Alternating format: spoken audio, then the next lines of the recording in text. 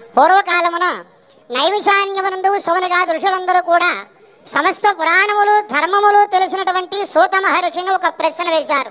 అదేమంటే, మహానుభవ సూత, మానవులు వ్రతముల చేయడ చేతనా లేక తపస్సుల చేయడ చేతనా, దేని చేతన కోరిన కోరికలను భవించి జీవితాంతమున మోక్షమును చెందగలరో అందులోకి ఏదైనా చిన్న ఉపాయం ఉంటే తెలుపమని చెప్పడిగేసరికి, ఋషీశ్వరులారా, మీరు నన్నెడు జరుపునస్సులనే నారద మహాముని శ్రీ మహావిష్ణుని అడిగి ఉన్నారు. ఆ సంగతి యావత్తు కూడా మీకు చెప్పుచున్నాను వినవలసినది. ఒక సమయంలో నారద మహాముని ప్రజల యందుల దయచేత అన్ని లోకములు తిరుగుచూ అనంతరముని భూలోకానికి వచ్చి చూడగా, ఇక్కడ ప్రజలు అనేక పాపకార్యాలు చేస్తూ అనేక దుఃఖాలతో కూడి ఉండడం చూచి, ఏ ఉపాయం చేత ఈ ప్రజలంతా తరిస్తారాయని నారద మహాముని మనస ఆలోచించి విష్ణు దర్శనార్థమై వైకుంఠానికి వెళ్ళి శ్రీ మహావిష్ణువుని అనేక విధములుగా స్తోత్రం చేయగా, ఆ స్తోత్రానికి శ్రీ మహావిష్ణువు చాలా సంతోషించి, నారద, ఎందరుమత్తమై వైకుంఠానికి వచ్చున్నావు, నీ మనస్సులో ఉన్న కోరిక ఏమని చెప్పడిగేసరికి, మహానుభవ, అన్ని లోకాలు తిరిగి వచ్చాను. భూలోకంలోని ప్రజలు అనేక పాపకార్యాలు చేస్తూ అనేక దుఃఖాలతో కూడి ఉన్నారు. ఆ ప్రజలంతా తరించడానికి ఏదైనా ఉపాయం ఉంటే తెలుపమని చెప్పడిగేసరికి, నారద, స్వర్గమత్యాద లోకములలో దుర్లభమైనటువంటిది పుణ్యప్రదమైనటువంటిది సత్యదేవుని యొక్క వ్రతం ఒకటి ఉన్నది. ఈ వ్రతం కనుక చేసినట్లయినా దుఃఖ శోకాలన్నీ కూడా నశిస్తాయి, ధనధాన్యాది సంపత్తులు కలుగుతాయి, స్త్రీలకు సౌభాగ్యము సంతానం కూడా కలుగుతుంది. ఎవరు ఏ కోరికతో వ్రతం చేస్తారో ఆ కోరికలన్నీ కూడా నెరవేరుతాయి. ఈ వ్రతాన్ని తిథి వార నక్షత్రాదులతో నిమిత్తం లేకుండా ఏ రోజైనా కూడా భక్తి శ్రద్ధలతోటి ఆచరించాలి. వ్రతానంతరమందు బాగుగా పోయినటువంటి అరటిపళ్ళు, గోధుమలు, పాలు, పంచదార, సుగంధ ద్రవ్యములతో ప్రసాదమును తయారు చేసి ఆ దేవునికి నివేదన చేసి బ్రాహ్మణులకు బంధువులకు భోజనములు పెట్టి దక్షిణ తాంబూలములిచ్చి గౌరవించి తరువాత మాటిమాటికి ఆ సత్యదేవుని కొనియాడుచు వారి వారి ఇండ్లను గూర్చి వెళ్ళవలను. ఈ ప్రకారంగా ఎవరైతే భక్తితో వ్రతాన్ని పూర్తి చేస్తూ ఉంటారో అట్టి వారంతా కోరిన కోరికలను భవించి జీవితాంతమున మోక్షమును చెందగలరని వైకుంఠంలో శ్రీ మహావిష్ణువు నారదునికి తెలిపిన వారాయను. ప్రథమోధ్యాయ అథ ద్వితీయోధ్యాయ. పూర్వకాలమున అందమైనటువంటి కాశీపట్టణంలో ప్రతినిత్యము భిక్షాటన చేస్తూ ఉండే ఒక పేద బ్రాహ్మడు ఉన్నాడు. ఆ బ్రాహ్మడికి ఒక రోజున ఆకలి బాధ చేత ఎన్ని వీధులు తిరిగినప్పటికీ పిడికిడైన భిక్షము లభింపక అతి విచారంతో తిరుగుచుండగా ఆ బ్రాహ్మణుడి యందు భగవంతుడు సత్యదేవునికి దయగలిగి సత్యనారాయణ స్వామి వారే ఒక ముసలి బ్రాహ్మణ వేషము ధరించి ఆ వేద బ్రాహ్మణుడు ఎదురుగా వెళ్ళి, బ్రాహ్మణుడా, సత్యదేవుని యొక్క వ్రతం చేయబోయా, నీ కొండబడే దారిద్రము దుఃఖము తొలగిపోతుందని చెప్పి ఈ వ్రతం చేసే విధానం యావత్తు చెప్పి ఆ బ్రాహ్మణుడు అక్కడనే మాయమైపోయాడు.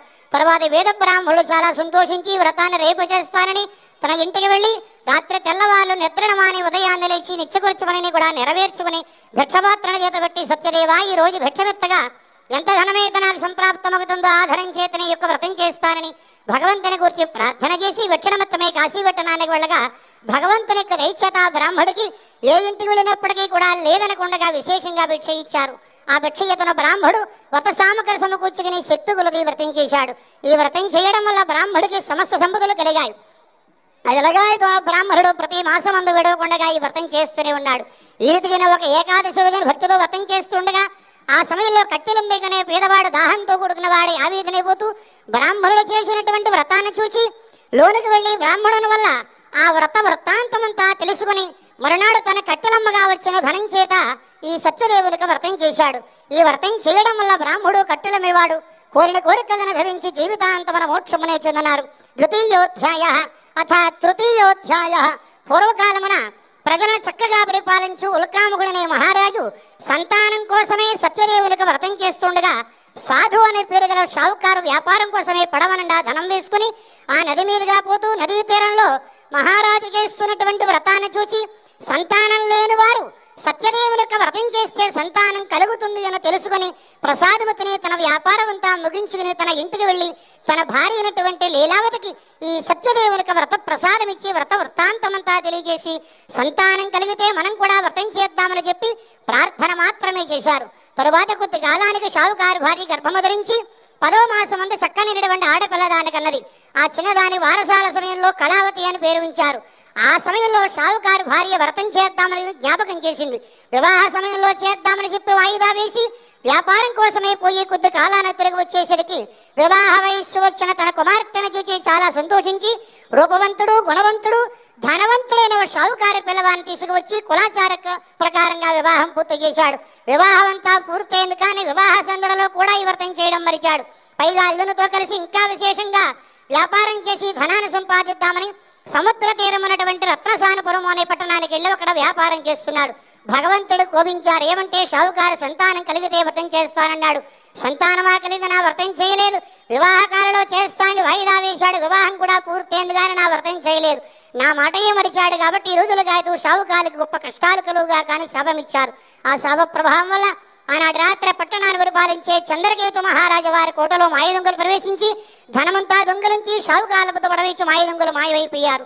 వెంట ధనముకు వస్తున్న రాజభటులు షావుకాల వద్ద ధనమంటడు చూచి వీరినే దొంగలుగా భావించి ధన సమేతంగా మహారాజు వద్దకు తీసుకువచ్చి, రాజా దొంగలనిద్దరిని పట్టి తీసుకువచ్చాం, న్యాయ విచారణ చేసి శిక్ష విధించండి అని చెప్పగానే షావుకాలు భయంతో కొడుకున్న వారే, రాజా మేము దొంగలము కాం, దొంగతనము అనగానేమో మాకు తెలియదు, వ్యాపారం కోసమే వచ్చిన షావుకాలమని అల్లుడు మామలమని ఎన్ని విధాలుగా మొరబెట్టును కూడా సత్యదేవుని యొక్క మాయ చేత మహారాజు షావుకాల మాటలేమి చివరిపెట్టగా నేరాన్ని విచారణ చేయకుండానే ధనమంతా తీసుకుని ధనాగారంలో ఉంచమని షావుకాళ్ళిద్దరిని శంకుల వేసి ఖైదులో ఉంచమని ఆజ్ఞించారు. ఇక్కడ షావుకాలు ఖైదులో బాధపడుతున్నారు.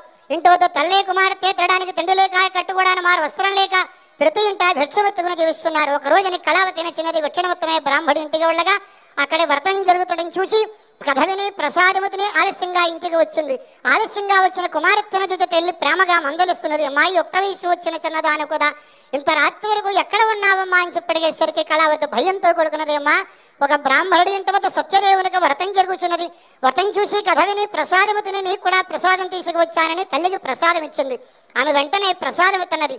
ప్రసాద మహిమ చేత ఆమెకు పూర్వవృత్తాంతమంతా జ్ఞాపకానికి వచ్చి తన కుమార్తెను చూసి, అమ్మాయి మనం కూడా వ్రతం చేద్దామనుకున్నాం, ఎంత పర్యంతం ఆ వ్రతం చేయలేదు, అందుచేతన మనకి ఇటు కష్టము సంభవించాయని మరునాడు శక్తి గలది వ్రతం చేసే సత్యదేవా నా భర్త యొక్క అల్లుని యొక్క తప్పులు క్షమించి వారిని క్షేమంగా ఇల్లు చేర్చు అనేక విధములుగా ప్రార్థింపగా భగవంతునికి దయగలిగి చంద్రకేతు మహారాజు వారి కలలో కనిపించి, రాజాన్ని ఖైదులోని షావుకాలు దొంగలు గారు నా భక్తులు నా శాపవశాత్తుని ఖైదులో బాధపడుతున్నారు కాబట్టి ఉదయాన్నే లేచి వారి శంకులు విడిపించి వారిని విప్పింపు, అలాగే నీవు చెయ్యిపోయినట్లేనా నీ ధన సమేతంగా నిన్ను నశింపజేస్తాను సుమా చెప్పగానే మహారాజు భయంతో కూడుకున్నవాడే ఉదయాన్నే లేచి సభ ఏర్పాటు చేసి కలలో జరిగిన వృత్తాంతమంతా మంత్రులు చెప్పి షావుకారు సభామండపారావించి షావుకారులారిదంతా మీకు దైవాత్మ కలిగిన దుఃఖము కానీ వేరు కాదని ఓదార్చి తలంట నీళ్లు పోయించి కొత్త బట్టలు ఇచ్చి వారి వద్ద తీసుకున్న ధర్మ కన్నా విశేషంగా ధనాన్ని వారికి ఇచ్చి వారి దేశాన్ని వెళ్ళమని ఆజ్ఞ పంపించారు. తృతీయోధ్యాయ పరమేశ్వరార్పణమస్తు. అథ చతుర్థోధ్యాయ. తర్వాత షావుకారులు మహారాజ్యం ధనమంతా తీసుకున్నారు, నదీ తీరంలో ఉన్నారు. సత్యనారాయణ స్వామి వారి షావుకారులు పరీక్ష చేద్దామని ఒక సన్యాస వేషం వేసుకుని షావుకారుల వద్ద షావుకారులారా మీ ఓడలో ఉన్నటువంటి సరుకు ఏమని చెప్పి అడిగారు. ఆకులు తీగులు మాత్రమే ఉన్నాయని అబద్ధమాడారు. మీ నోటి వెంబడి ఏ మాటలతో వచ్చినవో అవే నిజముగా కానీ సన్యాసి శపించి కొద్ది దూరంలో ఉండగా పడవలోని ధనమంతా ఆకులు తైగలైబడు చూసి విచారిస్తూ బోర్చబొందారు. కొద్దిసేపటికి అల్లుడు తెలివి తెచ్చుకుని మామ విచారించమేం ఫలితం, మన వద్దకు వచ్చిన సన్యాసి సామాన్య మానవుడు కాదు, మానవుడైతే ఇంత పని చేయలేడు, ఆ బ్రహ్మదేవుడే ఉండాలి, శంకరుడే ఉండాలి, అన్నవరవాసుడు సత్యదేవుడు తప్ప వేరు కాదని ఎక్కడైతే సన్యాసి ఉన్నారో అక్కడికి వెళ్ళి వారి పాదాల మీద పడి అనేక విధములుగా ప్రార్థింపగా భగవంతుని దయగలిగి వారి కోరిన ప్రకారంగా వారి ధనమంతా వారికి చక్కడనే మాయమైపోయారు. ధనంతో తెలివని పడవను చూసే షావుకారు చాలా సంతోషించి వారి దేశాన్ని కూర్చో బయలుదేరి వారు రేవు చేరుకుని ఒక నౌకరిని పిలిచి ముందుగా ఇంటికి వెళ్ళి ఆ తల్లి కుమార్తెకు క్షేమవార్తెలను ప్రారంభించారు. నౌకరి ఇంటికి వెళ్ళేసరికి ఇంటి వద్ద తల్లి కుమార్తె సత్యదేవునికి వ్రతాలు చేస్తున్నారు.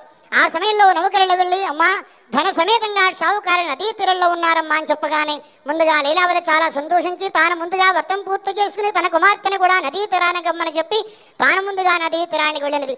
తరువాతి కళావతిని చిన్నది వ్రతమంతా పూర్తి చేసి భర్తను చూద్దామనే తొందరలో తాను మాత్రం ప్రసాదం తినడం మరచి నదీ తీరానికి వచ్చినది. భగవంతుడు ఆమె ఎందుకు కోపించి ఆమె భర్త సమేతమైన పడవ నదిలో మించివేశారు.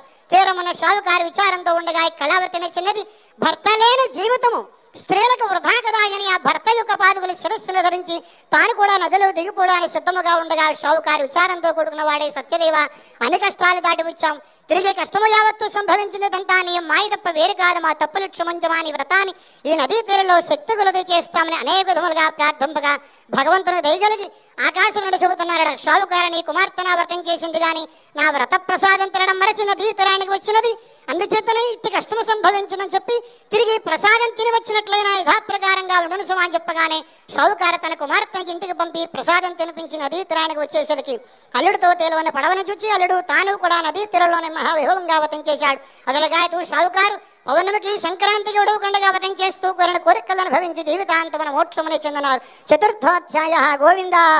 అథ పంచమోధ్యాయ ఆసీత్ తుంగధ్వజో రాజా ప్రజాపాలన తత్పర. పూర్వకాలమున ప్రజలను చక్కగా పరిపాలించు తుంగధ్వజుడు అనే మహారాజు ఉన్నారు. ఆ మహారాజు ఒక రోజున వేట కోసం అరణ్యానికి వెళ్ళి అనేక మృగములను వేటాడి వేటాయాసించేత ఒక చెట్టు నీడను విశ్రమించి ఉన్నారు. ఆ సమయంలో కొంతమంది గోపాలకులు తమ బంధువులందరితో కలిసి సత్యదేవునికి వ్రతాలు చేస్తున్నారు. మహారాజు వ్రతమును చూచారు గాని గోపాలకులు వ్రతం చేయడమా మనం చూడటమా అని సమీపానికైనా పూల నమస్కారం కూడా చేయలేదు. కానీ గోపాలకులు మహారాజు వచ్చినారు కదా అని ప్రభువు దేవుని వింటువారు కదా అని ప్రసాదం తీసుకొచ్చి మహారాజు గొప్పగా ఆ మహారాజు గోపాలకులు ఇచ్చినటువంటి వ్రత ప్రసాదం అనంతరమాయని ఆ ప్రసాదాన్ని అక్కడనే విడిచిపెట్టి తమ కోటకు వచ్చేసరికి ఆ మహారాజు యొక్క 100 మంది కుమారులు ఒక్కమారిగా మరణించినట్లుగాను రాజ్యమంతా శత్రురాజులు వసమైనట్లుగాను గొప్ప మాయ కమ్మింది. ఆ మాయక మహారాజు మూర్ఛలకు చేపడి తెలివిదక్షిణ ఇదంతా కూడా రంగంలో గోపాలకులు ఇచ్చినటువంటి సత్యదేవునికి వ్రత ప్రసాదం విడిచిపెట్టి రావడం చేతనేటి దుఃఖము సంభవించిందని చెప్పి ఎక్కడైతే గోపాలకులు వ్రతాలు చేస్తున్నారో అక్కడికి వెళ్ళి వారితో విధి విధానంగా వ్రతం చేసి కథ విని ప్రసాదముతిని తమ కోటకు వచ్చేసరికి సత్యదేవ వ్రత ప్రసాద మహిమ చేత 100 మంది కుమారులు పట్టినారు. రాజ్యము స్వాధీనమైనది. అదలజాయితూ ఆ తుంగధ్వజ మహారాజు ప్రతి పర్వాన్ని విడవకుండా వ్రతం చేస్తూ కోరిన కోరికలను అనుభవించి జీవితాంతమున మోక్షమునే చెందినారు. కనుక నారద దుర్లభమైనటువంటి పుణ్యప్రదమైనటువంటి వ్రతాన్ని ఎవరైతే భక్తితో ఆచరిస్తూ ఉంటారో, ఈ కథను ఎవరైతే వింటూ ఉంటారో, ప్రసాదాన్ని ఎవరైతే తింటూ ఉంటారో అట్టి వారంతా కోరిన కోరికలు అనుభవించి జీవితాంతమున మోక్షమును చెందగలరని ఈ కలియుగంలో భక్తులు తరించుటకు కోరిన కోరికలు నెరవేరుటకు ఈ సత్యదేవుని యొక్క వ్రతము తప్ప వేరొక చిన్న ఉపాయం లేదని వైకుంఠంలో శ్రీ మహావిష్ణువు నారదునకు, నారదుడు సూతునకు, సూతుడు శౌనికాదృషులందరికీ కూడా నైమిషారణ్యంలో తెలిపిన వారాయను. సత్యనారాయణ విట్టకథాయాం పంచమోధ్యాయ. పరమేశ్వరార్పణమస్తు. గోవిందా.